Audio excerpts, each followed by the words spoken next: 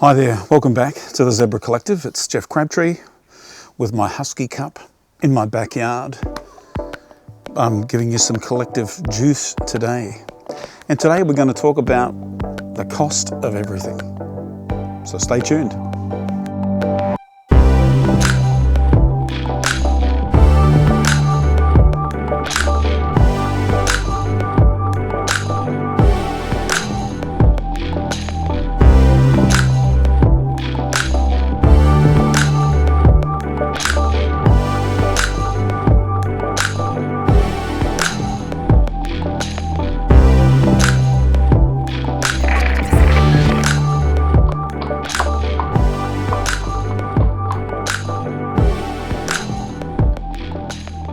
We're used to thinking of cost in terms of what we pay for goods and services. Like we're used to thinking about this husky cup costing, and we're happy to pay the price because it's environmentally friendly and it's recycling and it's all of that thing. Apart from it having sort of hipster value, this hat costs, and we're used to paying for those things. We're used to paying for things that we can put our fingers on, our hands on and touch.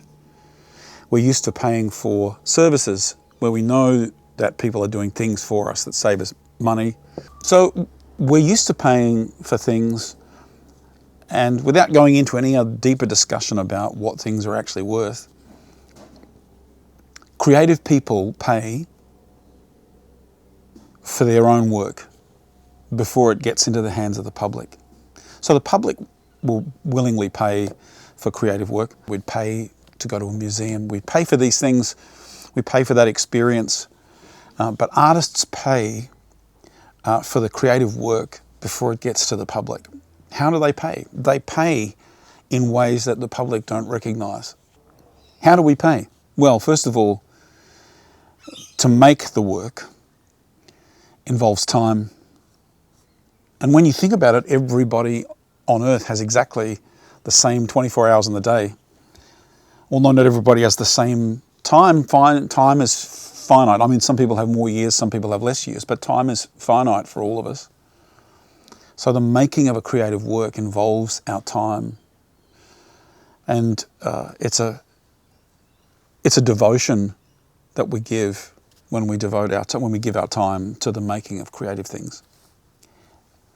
And it's a devotion that we give when we make time and we put time aside to think and dream and imagine. And that is actually a part of the creative process. You can't make things without the dreaming and the imagining. Plenty of people dream and plenty of people imagine, but it's the highly creative thinkers who dream and imagine with an end in mind, an outcome, a product, a piece of craft, a piece of art, something visual, a film, a story, a piece of music, a dance, whatever it might be. So we pay that way, but how else do creative people pay to produce the work before it gets to the public? Creative thinkers pay a price in terms of their emotional world. We pay a price to be skinless, to take in all of that information. That's coming at everybody. The information is coming at everybody, but for highly creative thinkers, it comes in and goes in deep. And we're taking in more information than most. And because we're taking in more information from most, there's a cost to that. How do you quantify that cost? You can't really. It's just that it's necessary for creative people to pay that cost, the cost of being skinless. And what does that cost? Some days we feel overwhelmed. Some days we feel like we're kind of drowning in sensation. Some days we feel so emotionally distressed about things in ways that don't compare to other people who are standing next to us. Some days we pay a cost in anger. Some days we pay a cost in sadness. And I'm not just talking about being angry or being sad, the normal experiences of being human. I'm talking about a depth of anger, a depth of sadness, the depth of feelings, a depth of feeling that provokes us to move to work, that provokes us to move to create. So don't be afraid of having to pay the price in the emotional world, in our feelings. Sometimes you don't even know what you're paying for before you actually get to it. And that's one of the crazy things about being a highly creative thinker. The end product sometimes might not even be in your mind, but you're paying the price anyway.